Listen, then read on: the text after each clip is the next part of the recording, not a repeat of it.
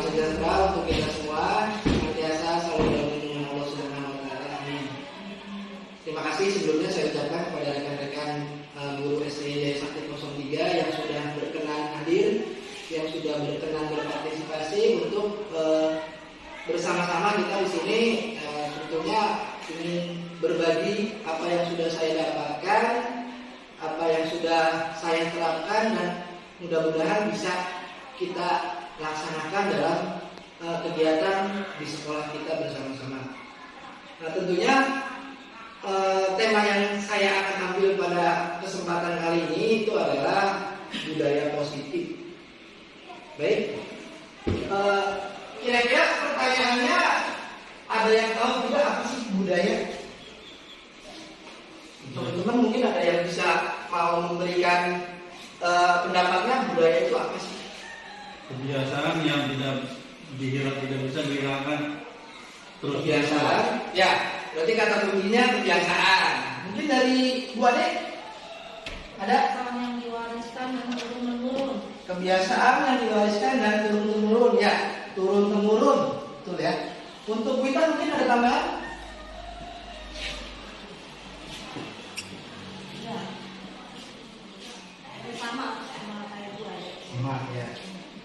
Ya, jadi memang budaya itu sebuah kebiasaan atau juga tindakan atau juga pengetahuan yang diwariskan dari turun temurun. Contoh kecilnya mungkin gini, di sekolah kita itu tanpa instruksi, tanpa diarahkan, anak-anak sudah senantiasa bersikap sopan dan santun dengan cara ketemu kita guru langsung cium tangan, ya.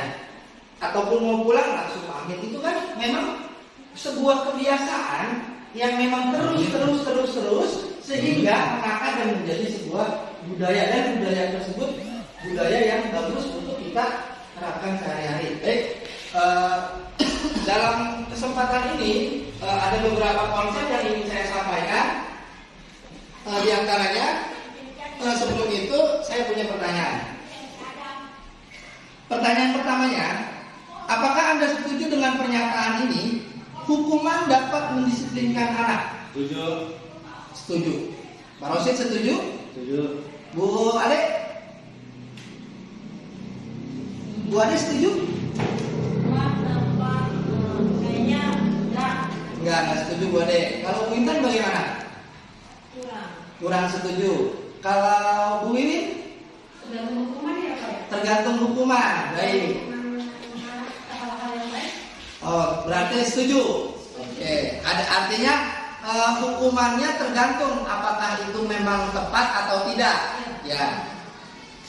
Pertanyaan yang kedua, pemberian hukuman dengan hal positif seperti membaca atau membersihkan halaman sekolah dapat meningkatkan disiplin anak. Bisa setuju. Bisa setuju. Bisa setuju. Pak Rosid bisa setuju. Bisa. Pak Rosid bisa setuju. Kalau Bu Ade gimana? Kayaknya nggak setuju juga. Kayaknya nggak setuju. Iya. Nggak setuju. Kalau Pak Lukman? Setuju. Setuju. Bu Wiwin setuju? Setuju ya. Setuju. Nah, kalau ini sepakat setuju nih. Untuk yang nomor 2. Untuk pertanyaan yang nomor 3, memberi penghargaan dapat meningkatkan motivasi belajar anak. Setuju. Setuju? Setuju. Setuju ya? Setuju ya. Setuju. Setuju. Baik. Yang banyak setujunya dapat penghargaannya. Hah? Yang dapat setujunya. Jadi gini, jawaban ini nanti akan kita jawab di sesi berikutnya. Ya, di sesi berikutnya jawaban ini akan kita jawab apakah pertanyaan-pertanyaan tersebut tepat atau tidak untuk kita jawab iya atau tidak ya. Kita lanjut ke materi kita. Materi kita ini yang akan saya sampaikan, pertama itu disiplin positif dan nilai-nilai kebajikan universal. Yang kedua, teori motivasi hukuman dan penghargaan, restitusi, keyakinan kelas, kebutuhan dasar manusia dan dunia berkualitas, restitusi, 5 posisi kontrol, dan yang terakhir segitiga restitusi. Posisi kontrol kan dia? Ya. Tak salah doang. Iya Pak Rosid, betul itu posisi kontrol ya. Ya memang kadang-kadang tulisan itu suka membuat pemahaman kita berbeda-beda. Disiplin positif dan nilai-nilai kebajikan universal. Nah, kita akan melakukan sebuah kegiatan. Baik ya. Kegiatan yang pertama itu kegiatan kepalan tangan. Jadi kita semua coba memegang mengepal tangan kita. Nah, di sini instruksinya kita disuruh menyobek sebuah kertas. Ya, menyobek sebuah kertas kecil atau tuliskan sebuah benda atau sesuatu yang memang apalah, pokoknya kita ambil yang berharga menurut kita. Jadi bisa aja bukan cuma kertas, bisa aja saya emasnya Bu Intan mungkin punya cincin tunangan, cincin nikah itu dikepel ya, dikepelin sampai jangan sampai lepas. Nah, kemudian dengan cara itu misalkan saya minta nih cincin yang dikepel sama Bu Intan. Kira-kira Bu Intan ngasih nggak tuh cincin nikah? Enggak ngasih. Alasannya takut diomelin. Alasannya takut diomelin. Nah, kalau Pak Rosid yang minta gimana? Boleh. Tapi kalau saya minta nggak boleh. Nggak boleh. Betul ya, kalau saya, Bu Intan kalau saya balik minta. Saya kan minjem juga. Oh, kalau minjem dikasih, tapi kalau minta nggak dikasih. Nah, kalau Bu Iin gimana? Kalau itu cincin nikahnya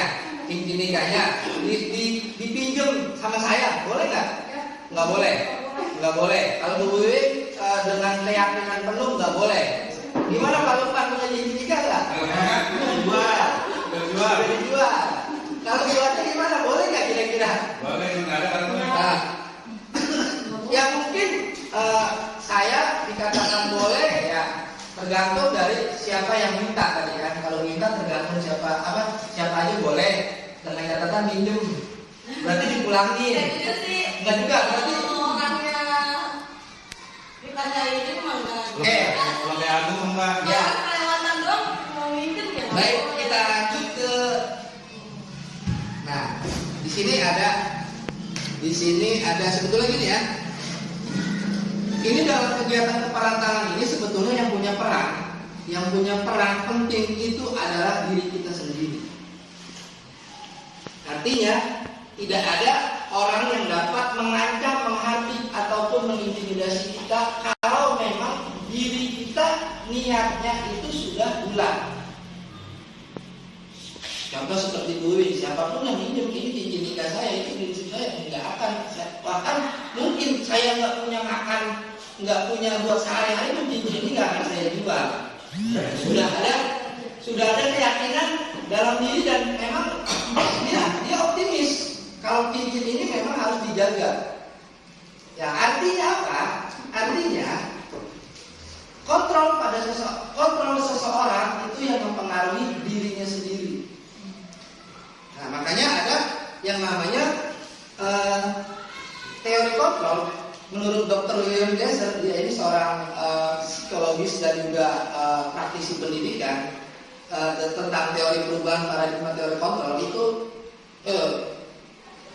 seperti gini, ilusi guru mengontrol murid. Ilusi guru mengontrol murid.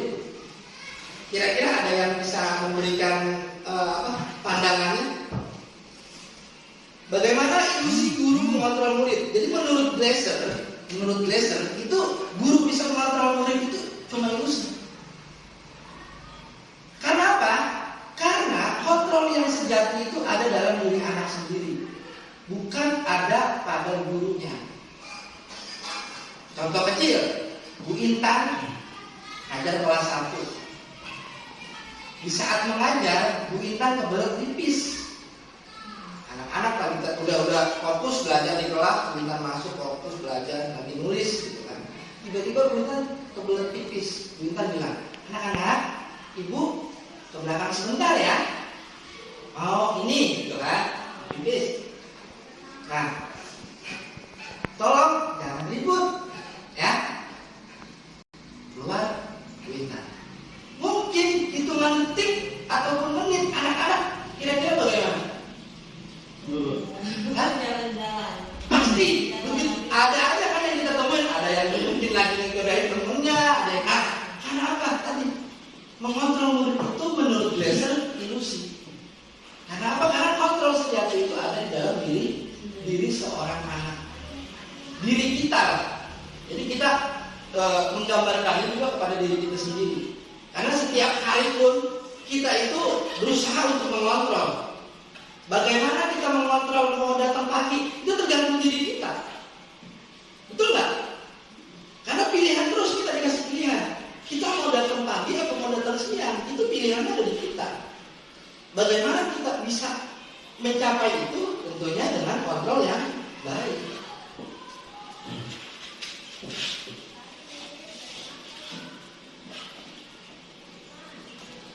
Nah, di sini ada yang namanya stimulus respon dan juga teori kontrol. Jadi siapa sesungguhnya yang memiliki kontrol? Di sini akan kita jabarkan. Menurut stimulus respon, kita mencoba mengubah orang agar berpandangan sama dengan kita. Itu stimulus respon.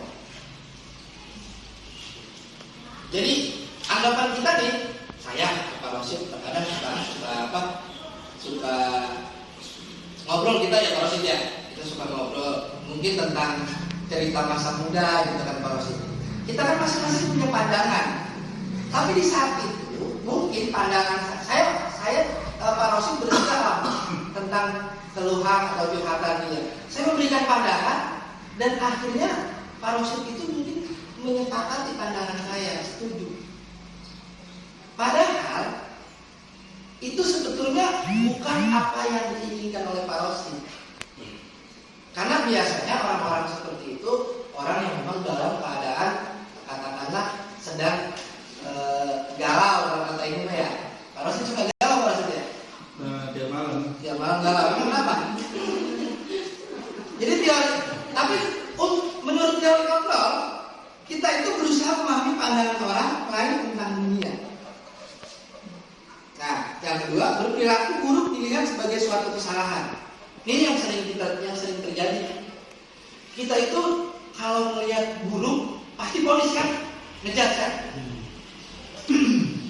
Pasti nih. Jadi kelihatannya anak malas nulis itu.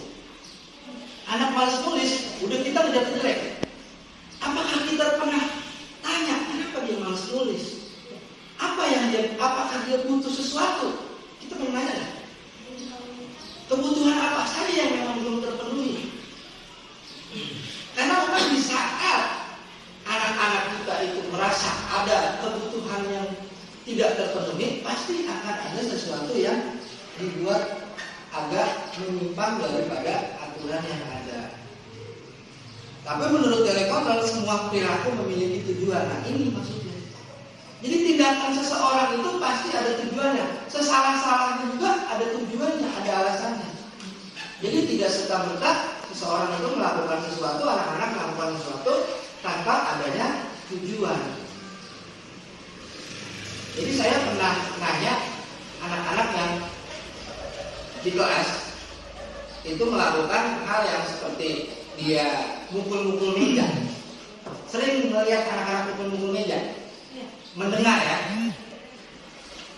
Biasanya kita cuma ngasih instruksi, tolong jangan dipukulin mejanya, berisik gitu kan. Tapi kita nggak pernah menanya lebih dalam. Kenapa sih kamu suka pukulin meja? Pernah nggak kita nanya lebih dalam kenapa mereka tuh memukulin meja? Pernah.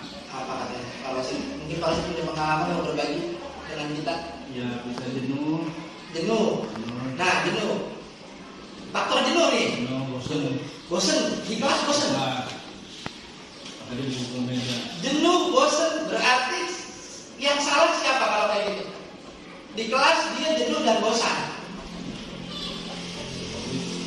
Strategi pengajarannya. Berarti kalau begitu kembali lagi ke diri kita aja ya. Berarti kembalinya ke diri kita. Bagaimana cara kita membuat kesenangan dan pembelajaran yang menarik buat anak-anak kita di kelas sehingga mereka itu bisa menjalankan hal-hal yang lebih baik. Orang lain bisa mengontrol saya menurut stimulus respon, tapi menurut teori kontrol Anda tidak bisa mengontrol orang lain. Pemaksaan ada pada saat rujukan gagal. Pemaksaan ada pada saat rujukan gagal. Di saat orang menuju gagal baru dipaksa. Iya, ajam. Ya kan? Baru kita paksa. Ini stimulus respon. Ini paradigma lama. Nah, paradigma baru itu bagaimana? Kolaborasi dan konsensus menciptakan pilihan-pilihan baru. Makanya kita sering-sering berkolaborasi untuk menemukan kesepakatan dan hal-hal yang baru untuk sekolah kita. Jadi kita itu memang harus sering seperti ini Pak Rosid ya. Jadi saling berbagi mana hal yang memang harus kita perbaiki, mana yang memang harus kita lebih perdalam lagi, atau memang yang sudah ada ditambahin lagi, yang belum ada kita adain lagi. Jadi itu tujuan kita berkolaborasi sekarang. Model berpikir menang kalah dan model berpikir menang-menang. Benar. Ya, biasanya gini. Ya, kita kadang-kadang minimal itu menang mah belakangan. Ya kalau nggak menang ya paling kita kalah. Nah, ini yang motivasi yang memang kalau menurut teori ini tidak membangkitkan dan membangunkan nilai-nilai prinsip yang ada di dalam diri kita. Jadi motivasi kita itu ya harus menang. Bagaimana caranya? Jiwa ini kita tanamkan di dalam dirinya ini memang kita harus menang dan mendapatkan atau menggapai sesuatu. Contohnya misalkan bagaimana anak-anak untuk dapat meraih cita-cita dan impian mereka kan? Jadi jangan kita kasih dia pilihan dua. Kalau nggak dapat cita-cita ya berarti ya nganggur gitu kan. Kalau nggak bisa nganggur. Berarti kan targetnya kerja. Menang. Ini konsep yang memang harus kita dalam. Nah ini ada sebuah tabel ya. Disiplin positif, teori kontrol atau teori pilihan Dr. William Glaser. Teori kontrolnya, Anda tidak bisa mengontrol orang lain, hanya Anda yang bisa mengontrol diri sendiri. Nah, makna disiplin di sini belajar kontrol diri dengan menggali potensi kita agar tercapai tujuan mulia, yaitu sesuatu menjadi seseorang yang kita inginkan berdasarkan nilai-nilai yang kita hargai. Semua perilaku memiliki tujuan. Ini menurut teori kontrol ya. Di situ ada teori motivasi. Yang pertama untuk menghindari hukuman. Ya, motivasi itu biasanya rata-rata kita untuk menghindari hukuman. Jadi motivasi kita itu sebetulnya datang ke sekolah itu pagi apa? Untuk menghindari hukuman dari guru, misalkan kalau siswa kan, atau untuk menghindari hukuman dari kepala sekolah. Jadi tinggal tergantung apa motivasi yang kita mau pakai nanti. Untuk mendapatkan imbalan, untuk menghargai diri sendiri. Nah ini yang harus kita terapkan itu. Motivasi apa yang memang harus kita gali, motivasi apa yang memang harus kita tumbuhkan, yaitu nilai motivasi yang akan menciptakan nilai-nilai kebajikan universal, yaitu adalah untuk menghargai diri kita sendiri. Bagaimana caranya anak-anak ini bisa menghargai dirinya sendiri? Nah, tentunya nanti akan kita bahas di nilai-nilai kebajikan universal dan keyakinan kelas pada slide berikutnya ya. Kemudian ada model berpikir menang-menang. Kita tadi menurut Dr. William, kolaborasi dan konsensus menciptakan pilihan-pilihan baru. Dan di sini ada 5 posisi kontrol, ada penghukum. Jadi posisi kontrol ini buat siapa? 5 posisi kontrol ini buat kita. Jadi 5 posisi ini nanti untuk kita terapkan. Kita itu maunya di mana? Apa mau jadi penghukum? Ya. Apa mau jadi pembuat merasa bersalah? Apa mau jadi teman atau pemantau atau manajer? Nanti akan saya jabarkan di slide berikutnya dan segitiga restitusi berikut penerapan segitiga restitusi. Realita kebutuhan kita berbeda-beda. Nah, kita berusaha memahami pandangan orang lain tentang dunia. Setiap orang memiliki gambaran berbeda. Nah, disinilah yang nanti akan ada 5 kebutuhan dasar manusia. Jadi ada kebutuhan pokok, ya bertahan hidup untuk kebutuhan pokok. Kemudian penguasaan, kasih sayang dan rasa ingin diterima, kesenangan dan kebebasan. Nah, kita akan lanjut ya. Apakah makna disiplin? Kira-kira makna disiplin kalau menurut bahasa Latin ini disiplin itu belajar. Tapi kalau untuk konotasi dari Socrates dan Plato itu disiplin diri dari murid-murid. Disiplin juga itu membuat orang menggali potensinya menuju sebuah tujuan apa yang dia hargai. Namun dalam budaya kita di Indonesia, disiplin ini sering berubah menjadi sesuatu itu yang dilakukan seseorang pada orang lain untuk mendapatkan kepatuhan. Jadi cenderung itu memang kita itu disiplin itu ya patuh. Jadi disuruh misalkan ada peraturan nih. Kayak contoh, kita harus menggunakan helm mau ke kota. Itu kan kepatuhan karena kita patuh, taat. Ya, ini makna dan itu disuruh. Selanjutnya nilai-nilai kebajikan universal. Nah, ini yang paling penting.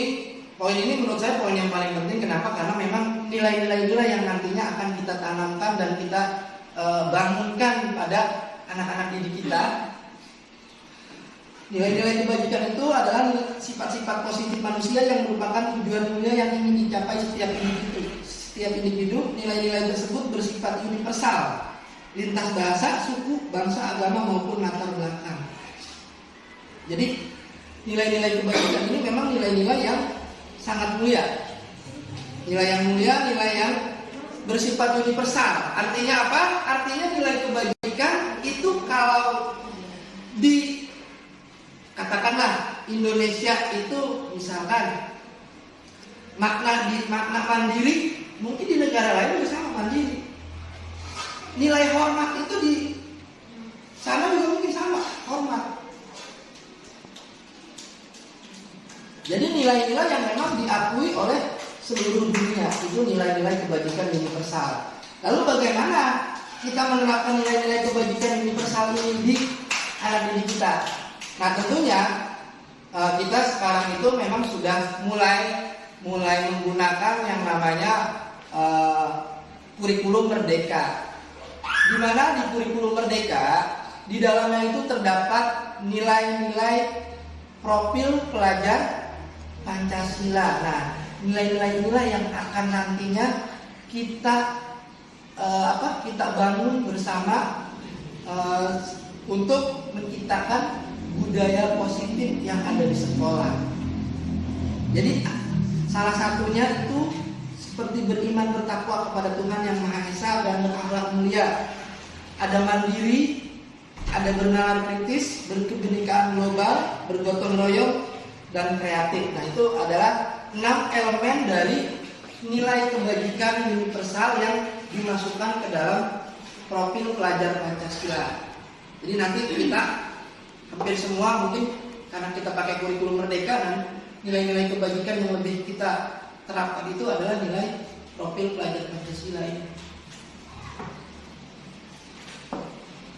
Ya kita lanjut ke teori motivasi perilaku manusia. Nah di sini ada untuk menghindari yang pertama mau ada motivasi eksternal.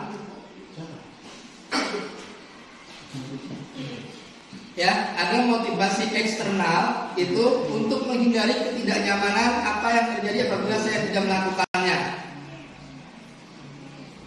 Gini ya. Jadi pada motivasi eksternal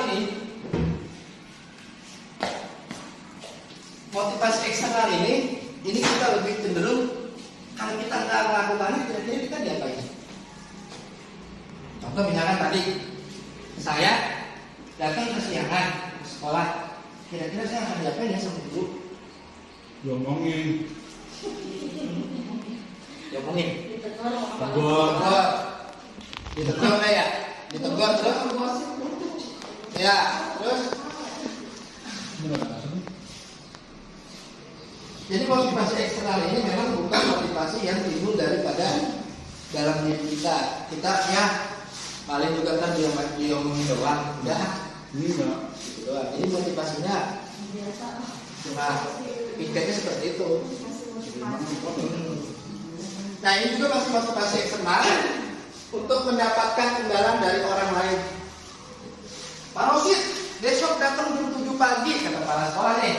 Pokoknya saya beliin jeblak sama nasi padang. Mananya? Nasi padang plus dapat transport. Wah. Kira-kira datangnya jam berapa Pak Rosid? Itu karena apa? Karena tadi di sini adanya imbalan. Nah, lalu bagaimana dengan motivasi yang ketiga? Motivasi internal. Dia boleh juga itu sebagai motivasi juga nih. Ya, boleh. Manusia boleh pakai yang mana? Mau pakai yang eksternal atau yang internal? Kalau yang internal ini itu kita untuk lebih kepada diri sendiri, menghargai diri sendiri. Jadi gini, siapa kita?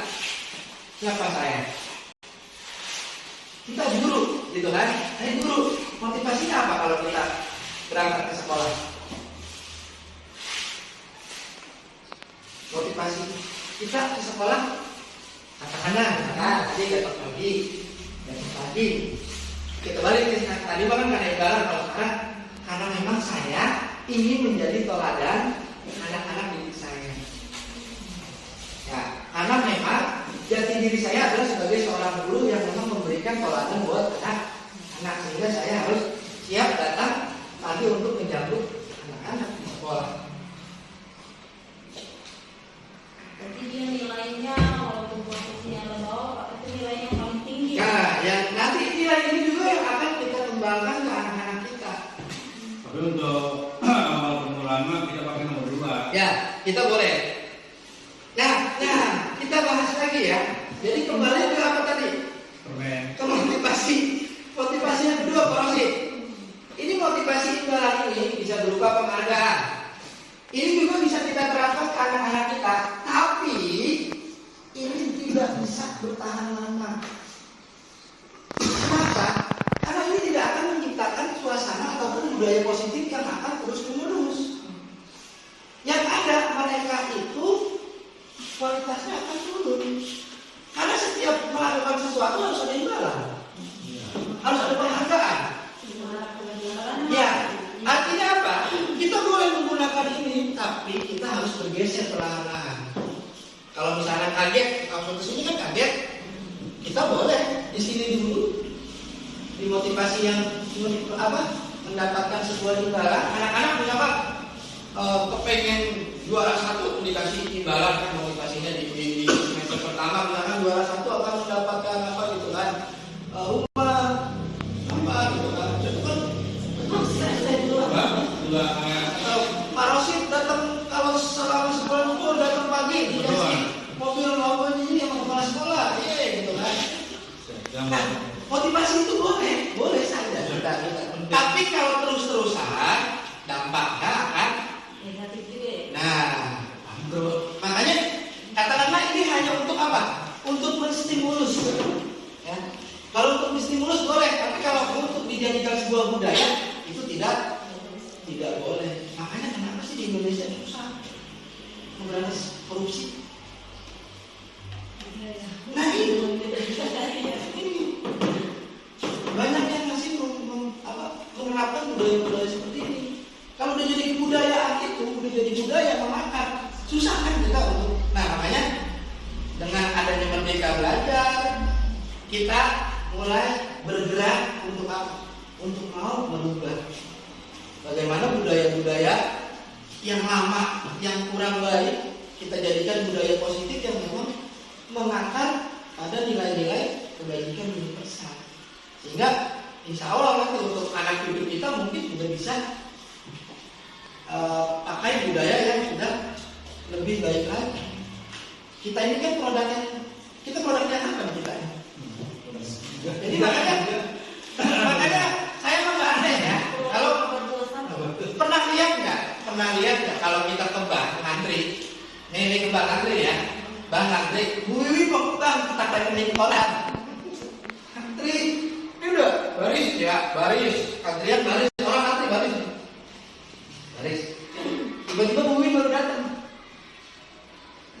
Satpam langsung Bu Wiwi. Bu Wiwi nya istrinya Pak Heri. Oh,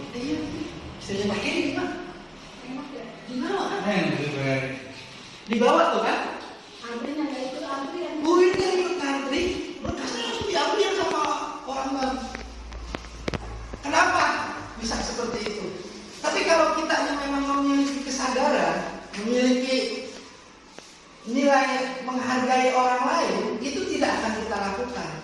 Karena apa? Karena kita bagaimana perasaan kita melihat orang yang sudah mengantri berjam-jam. Nah, itulah bullying. Kita dari sekarang kita mulai buat anak-anak kita. Jangan sampai nanti budaya itu terus-terusan mengakar.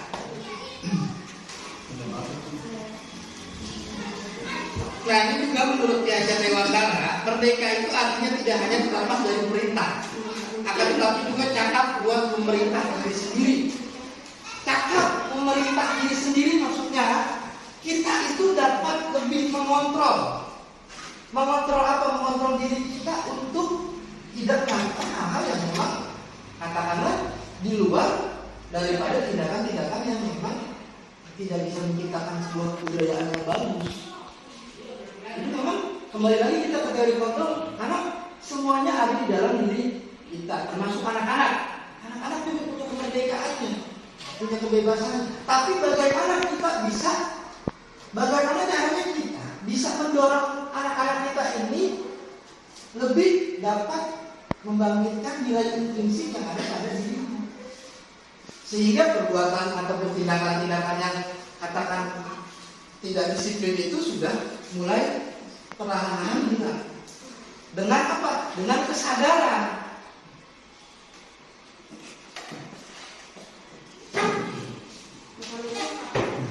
Nah, ini restitusi. Jadi restitusi itu adalah proses menciptakan kondisi bagi murid untuk memperbaiki kesalahan mereka, sehingga bisa kembali pada kelompok mereka dengan karakter yang lebih kuat. Jadi itu restitusi. Restitusi itu kita itu menciptakan suasana. Jadi gini, biasanya kita kalau anak-anak salah kita apain? Omelin. Bahkan omelinnya di mana? Di depan anak-anak. Ya. Bener gak? Ya. Nah, bagaimana mereka itu mau ngerasa nyaman terbalik lagi ke temennya? Kalau mungkin, kalau kita tanya lebih dalam, mereka itu malu. Kita marahin di depan anak-anak, kita hukum di depan anak-anak. Nah, dengan restitusi ini nantinya kita itu akan lebih bisa belajar bagaimana menangani masalah-masalah yang terjadi pada anak, tapi kita tidak menjatuhkan katakanlah identitas yang membuat anak itu gagal.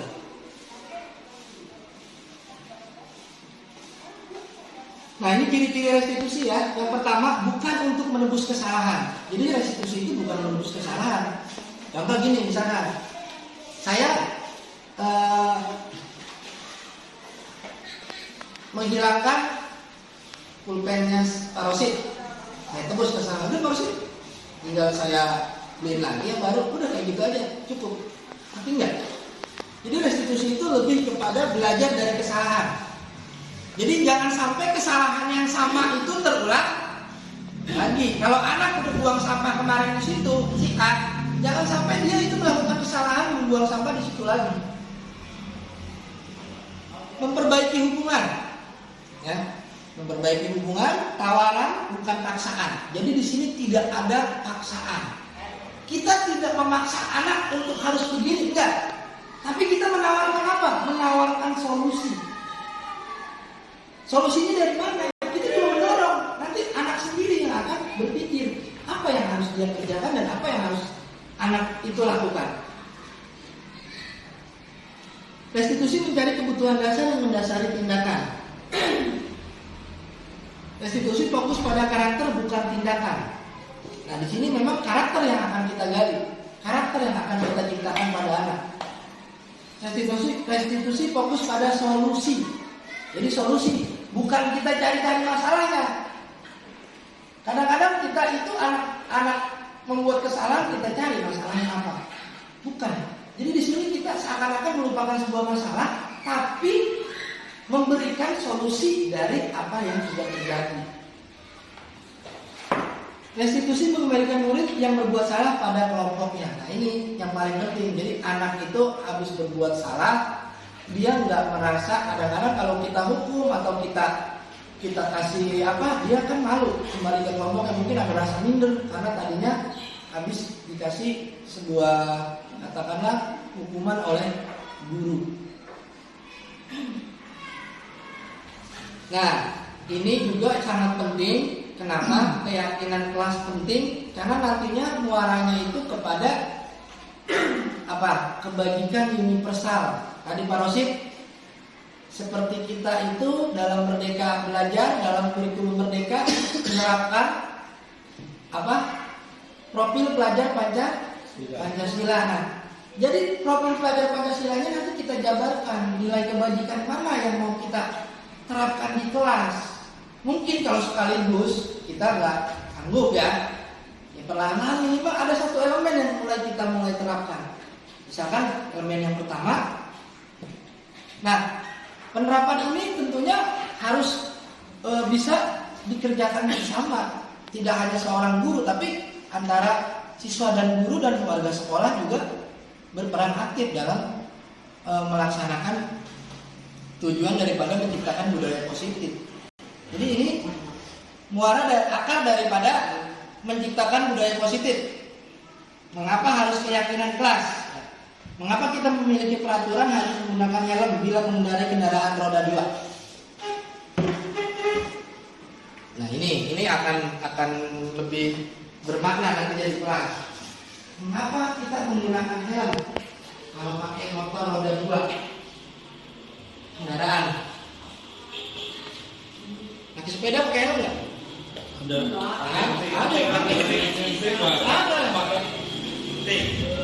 Jadi ada peraturan. Peraturannya itu kita harus pakai helm kalau naik motor. Tapi faktanya apa? Faktanya banyak orang yang naik motor itu tidak menggunakan helm. Kecuali kalau dia mau ke kota karena takut sama polisi ditangkap juga. Berarti pemahamannya apa tentang peraturan pakai helm? Karena takut dirazia, karena takut ditangkap polisi. Pemahamannya bukan pada keselamatan. Tapi kalau memang nilai yang ditanamkannya tentang keselamatan, saya yakin orang dari sini cuma jarak misalkan 1 kilometer aja dia pakai helm. Karena apa? Karena keselamatan. Kita tidak pernah tahu loh kecelakaan itu terjadi. Kecelakaan itu terjadi kebanyakan secara tiba-tiba dan tanpa kita sadari. Biasanya kalau kita yang nggak lalai, ya orang lain yang lalai yang bikin kecelakaan. Itulah kecelakaan. Makanya kenapa nilai helm ini seharusnya itu nilainya buat keselamatan, bukan karena takut sama polisi. Seperti halnya keyakinan kelas kita buat. Kita buat keyakinan kelas. Contoh misalkan kita buat keyakinan tentang menjaga kebersihan kelas. Jadi kelas itu harus bersih. Nah yang kita tanamkan ke anak itu apa di situ? Kebersihan sebagai Yang kita tanamkan itu apa? untuk kesehatan, bersih. Tanggung jawab dan kesehatan. Kalau ada rasa tanggung jawab, saya yakin tidak akan ada satupun sampah di dalam kelas.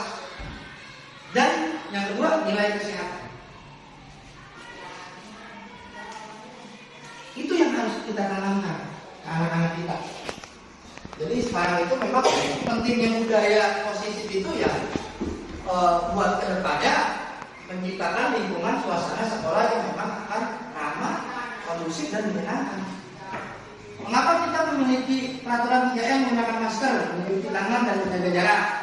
Dan untuk mengapa kita memiliki peraturan harus datang tepat waktu pada saat mengikuti pelatihan? Nah ini untuk mendukung motivasi intrinsik kembali ke nilai-nilai keyakinan lebih menggerakkan seseorang dibandingkan mengikuti serangkaian peraturan. Jadi peraturan itu tidak terlalu bermakna kalau tidak didorong dengan keyakinan. Jadi orang pakai helm kalau cuma dasarnya peraturan tanpa didorong keyakinan, dia cuma akan pakai helm kalau mau pergi ke kota.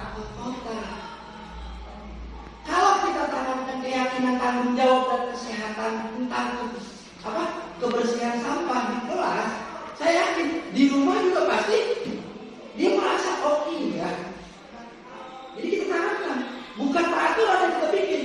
Kalau peraturan itu kan sifatnya cuma kata-kata ditulis, tidak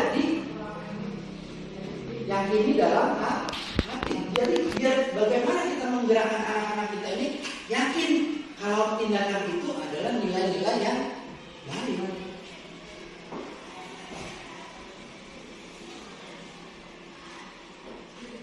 Ingat ya, tadi sampai di sini. Kayaknya kita harus kejar target. Jadi di sini ada pendalaman materi tentang keyakinan kelas. Jadi kita bisa praktek juga, bisa praktek bikin keyakinan kelas. Nanti bisa dicoba untuk mempraktekannya.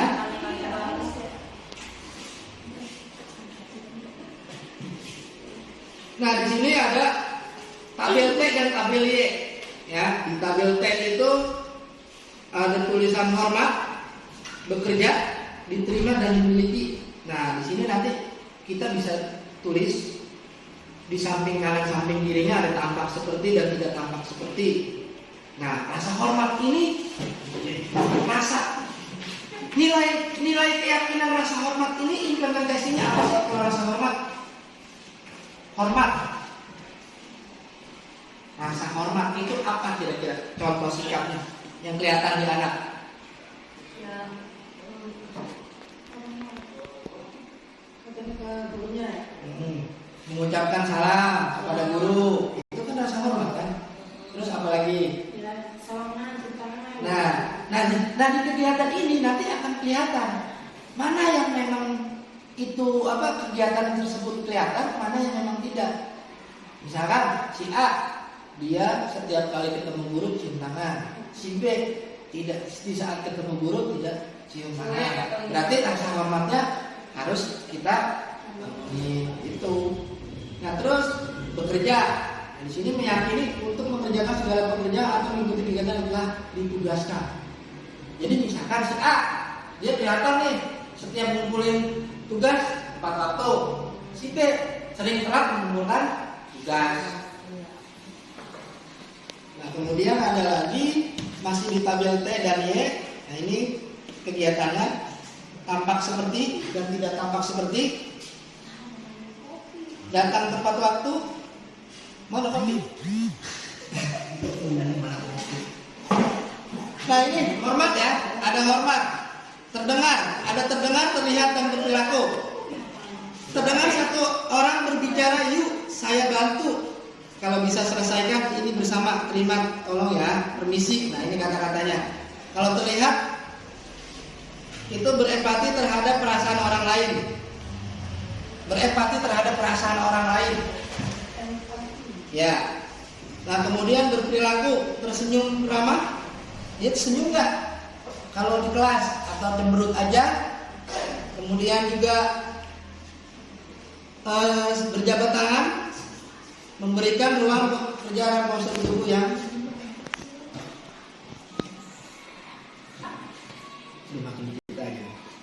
peraturan dan keyakinan kelas. Ya, peraturan ini perbedaannya ya. Bu Wiwin ada wadek. Peraturan itu selalu kembalikan buku ke tempatnya, no? Itu peraturan. Kembalikan buku ke tempatnya. Tapi keyakinan kelasnya apa? Tanggung jawab. Nah, itu nilai yang nantinya kita tanamkan. Pembiasaan termasuk. Nah, makanya kita nanti kalau bikin keyakinan kelas nggak usah banyak-banyak, Bu Wiwin.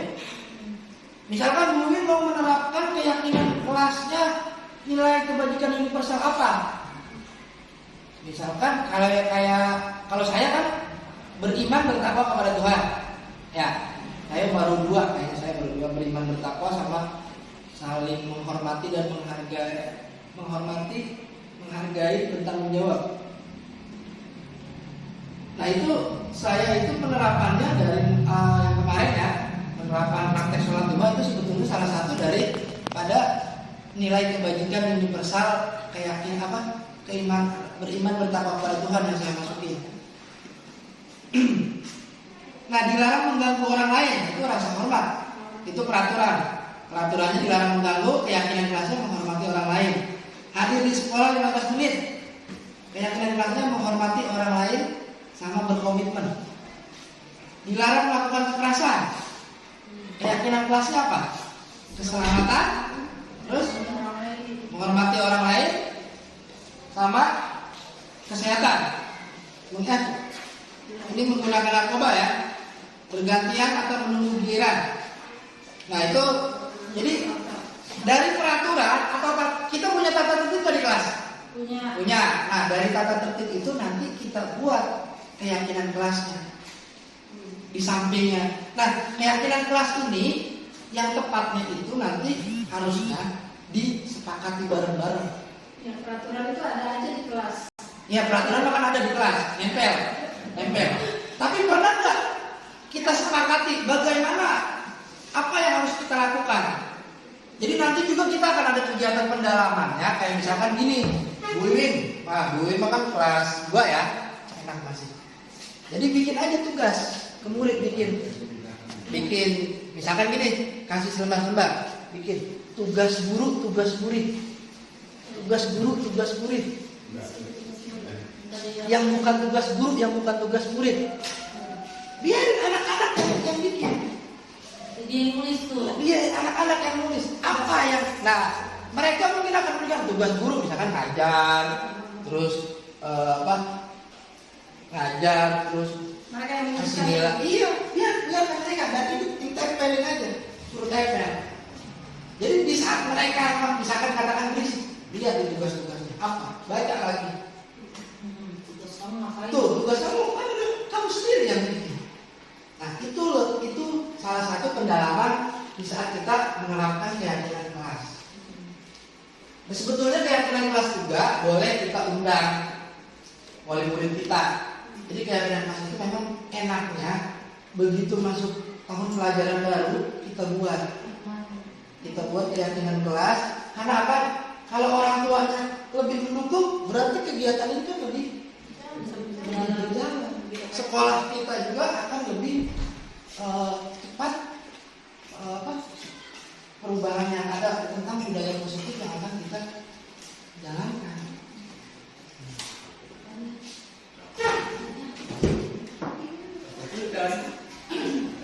Nah ini yang berikutnya,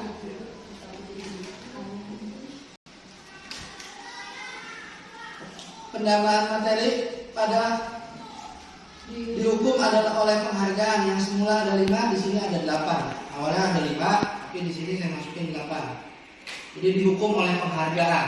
Jadi banyak orang itu yang dihukum oleh penghargaan, gara-gara penghargaan bukannya malah bagus tapi malah dihukum. Jadi pengaruh jangka pendek dan jangka panjang. Tadi karena penghargaan yang tadi parosit, ya itu orang dihukum karena penghargaan. Dia bisa aja tuh awal-awalnya aja kan. Karena apa? Karena diberikan penghargaan. Begitu nggak diberikan penghargaan, begitu nggak diberikan imbalan, langsung stuck, ya, down. Karena apa? Motivasinya bukan motivasi intrinsik, tapi ekstrinsik, eksternal. Makanya dihukumlah dia oleh penghargaan. Tadi yang saya bilang boleh, tapi dalam jangka pendek. Kalau dalam jangka panjang, bukan makin bagus. Penghargaan mengurangi ketepatan. Ya, tadi ya, mengurangi ketepatan. Ya karena gila ada imbalan, ada penghargaan, dia bisa tepat. Gila nggak ada, penghargaan tidak efektif. Penghargaan tidak efektif dan penghargaan merusak hubungan. Penghargaan menurunkan kualitas, jelas. Penghargaan mematikan kreativitas dan penghargaan mengurangi motivasi intrinsik, dan ini yang memang sangat kelihatan. Dengan adanya penghargaan, motivasi dalam diri kita itu tidak akan muncul. Karena yang munculnya tadi sesuatu yang ingin diharapkan dalam melakukan sesuatu. Nah, di sini ada perbedaan mana yang disebut hukuman, mana yang konsekuensi. Tindakan guru yang pertama mencatat 100 kali di dalam buku kalimat, "Saya tidak akan terlambat lagi karena terlambat ke sekolah." Nah ini hukuman apa konsekuensi? Hukuman itu kan. Hah? Apa? Apa? Pak Maman?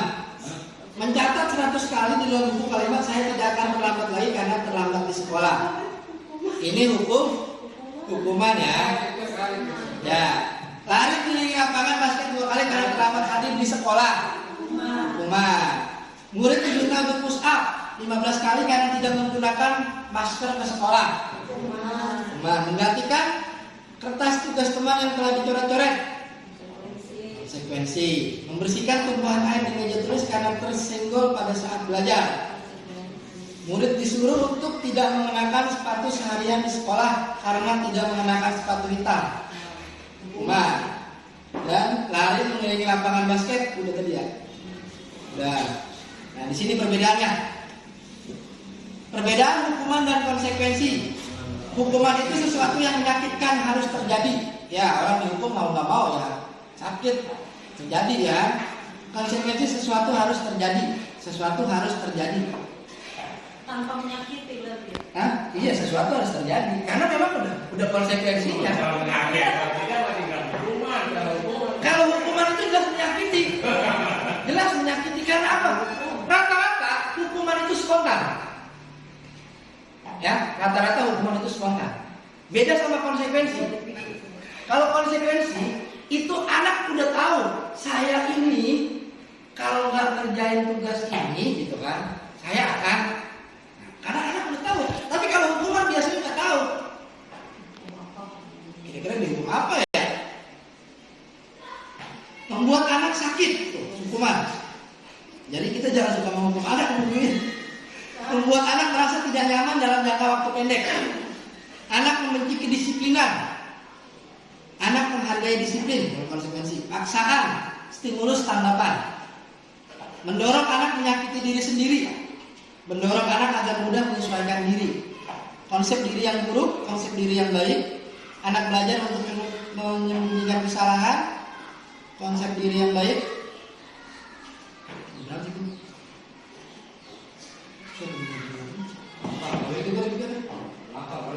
Identitas gagal, identitas sukses. Konsekuensi. Nah ini aja langsung. Kebutuhan dasar manusia. Ya, ada 5 kebutuhan dasar manusia. Yang pertama itu adalah bertahan hidup. Kasih sayang dan rasa diterima, penguasaan, kesenangan dan kebebasan. Dan kelima kebutuhan dasar ini harus kita ketahui. Terutama buat siapa? Buat anak-anak didik kita. Yang paling susah itu biasanya kita di kebutuhan bertahan hidup. Banyak anak itu yang nggak sekolah gara-gara nggak punya duit, misalkan ya. Gara-gara nggak itu kan. Nah, di sini yang terkadang dilema buat kita seorang guru, bagaimana menyikapi masalah-masalah ini. Sementara ini lebih kepada tanggung jawab orang tua. Tapi kita juga sebagai seorang guru mempunyai rasa Kebijakan. ya, rasa empati. Ya. Nah ini kebutuhan ini sangat penting ya. Ini juga dasar dari kita mengambil tindakan buat melakukan restitusi.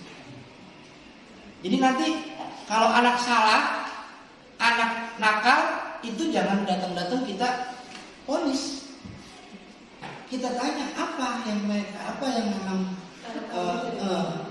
ada hal apa. Nah ini posisi kontrol untuk guru. Yang pertama penghukum. Kira-kira di sini kayaknya hampir rata-rata ya penghukum ya. Kayaknya rata-rata kita ini masih dalam posisi kontrol yang pertama, penghukum. Penghukum itu guru itu lebih kepada menghardik, menunjuk-nunjuk, menyakiti, menyindir. Kata-katanya juga.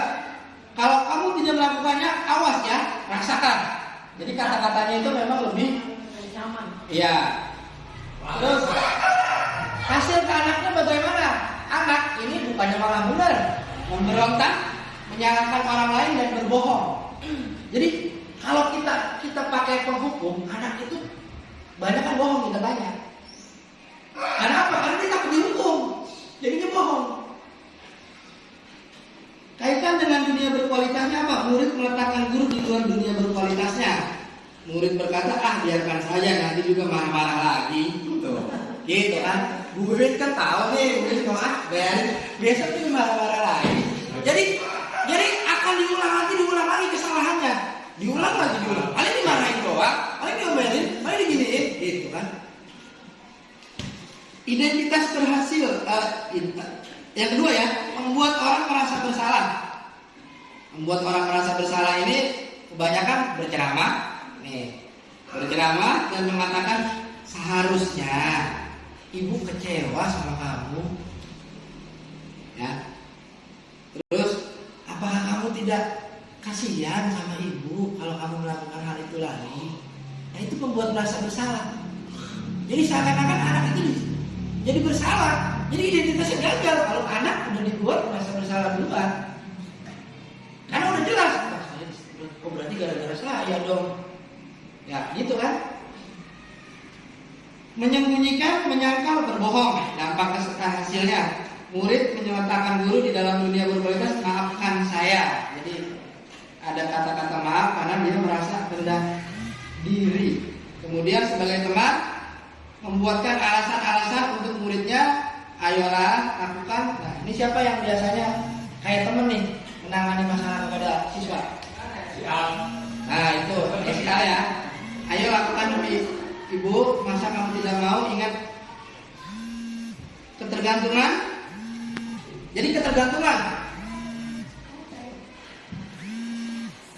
Jadi nanti pikiran anak kita gini, pikiran anak-anak dan kita gini. Oh, saya pikir Pak Dian itu teman saya, ternyata bukan.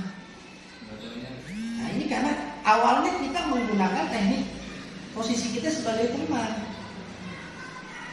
Pemantau. Nah, di sini ada pemantau. Guru itu menghitung dan mengukur apa peraturannya. Jadi guru ini lebih kepada konsekuensi atau peraturan yang ada di sekolah digunakan.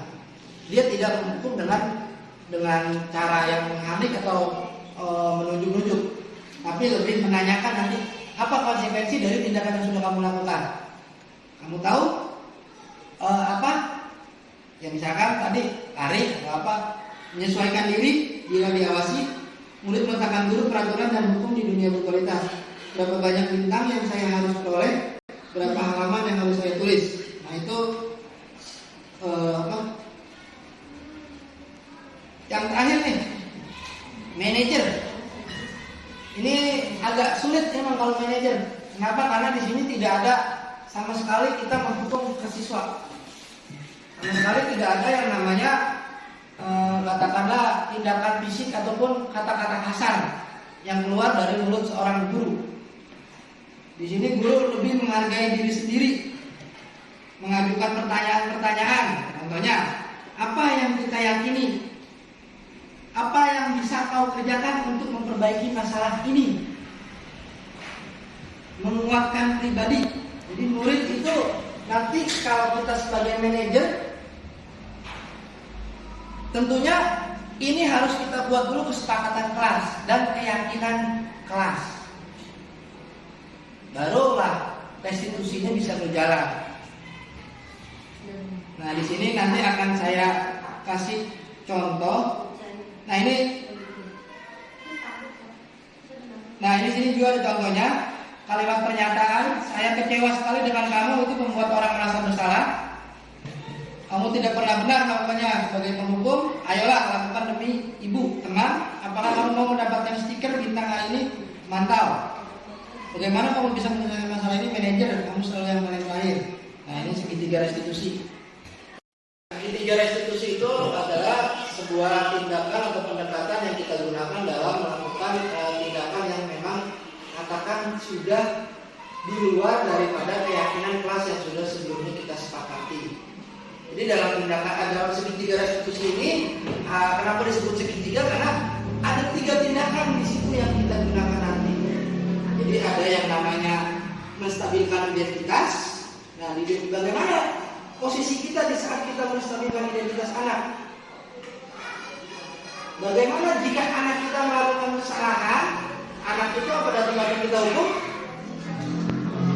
Kira-kira diapain dulu boleh? Ya. Anak itu kenapa bisa melakukan hal tersebut? Ya, bagus, betul. Bisa juga begini. Kita seakan-akan bilang setiap orang itu pernah melakukan kesalahan. Jadi kita stabilkan dulu. Karena biasanya kalau anak yang setelah melakukan kesalahan kita panggil, dia sudah merasa ada perasaan takut macam-macam kan, macam-macam. Jadi jangan sampai memang kita ini menjatuhkan posisi atau menjatuhkan identitas dia. Dan yang kedua itu validasi kebutuhan. Ya, tadi kita kembali kepada 5 kebutuhan dasar manusia. Hal apa yang mendasari anak tersebut melakukan itu? Kita tanya, kenapa kamu melakukan itu?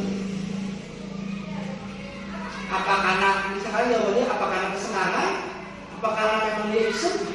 Jadi kebutuhan apa yang memang tidak terpenuhi sehingga anak tersebut melakukan hal tersebut? Nah, yang ketiga baru kita tanyakan keyakinan keras apa yang memang sudah kita sepakati sebelumnya. Apakah tindakan tersebut, apakah tindakan kamu di luar dari keyakinan keras, melanggar keyakinan keras, atau sesuai dengan keyakinan keras? Biarkan nanti anak itu sendiri yang menjawab. Biarkan anak yang memang menggali sendiri bagaimana memecahkan masalahnya. Kita hanya mendorong dan mengingatkan apa keyakinan yang anak tersebut miliki. Jadi itulah penerapan segitiga restitusi yang nantinya kita bisa coba diterapkan di kelas kita. Ya tentunya tadi kita harus buat dulu keyakinan kelasnya sehingga akan terbangunlah nilai-nilai yang ada dalam kebajikan yang besar. Nah, inilah mungkin sampai untuk materi budaya positif itu cukup ya. Tapi memang untuk penerapan budaya positif yang ada di sekolah yang sudah saya lakukan itu salah satunya adalah praktek pembiasaan sholat duha yang memang kelas itu sudah saya laksanakan selama 1 minggu kemarin, selama 1 minggu, dan insya Allah saya juga sudah berkoordinasi dengan kepala sekolah. Mudah-mudahan untuk kelas yang lainnya bisa mengikuti, dan ini tentunya budaya positif akan menanamkan keyakinan kita, rasa cinta kita kepada Tuhan itu bisa diterapkan di sekolah kita, yang nantinya mungkin anak-anak kita kelak dewasa itu kan bakal kerja, bakal ketemu teman, sehingga mereka itu tetap mempunyai nilai-nilai keimanan dan ketakwaan yang kuat. Nah, dari situ semoga penerapan budaya ini ke kelas-kelas yang lain dan tentunya untuk kemajuan sekolah kita bersama. Ya, saya juga butuh bantuan dan kolaborasi dari teman-teman. Pertama ya, pastinya saya sendiri nggak mungkin mampu untuk menjalankan atau menerapkan budaya positif seperti praktek sholat duha yang akan dilaksanakan di sekolah kalau tidak ada dukungan dari teman-teman guru yang lain yang mau membantu, sehingga ini akan menjadi sebuah kebiasaan yang nantinya mengakar dan menjadi sebuah budaya positif.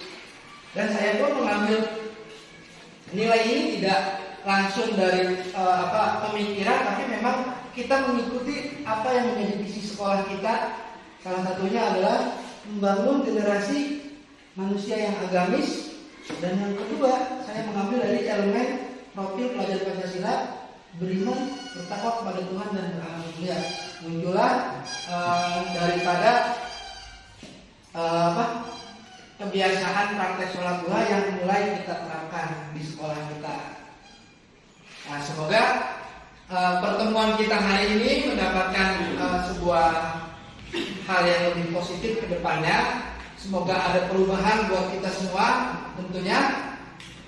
Sekali lagi, jika selama saya menyampaikan materi ataupun selama dalam proses tadi kita berkolaborasi, bertukar pikiran, ada kalimat saya yang kurang berkenan, saya mohon maaf. Saya akhiri. Wassalamualaikum warahmatullahi wabarakatuh.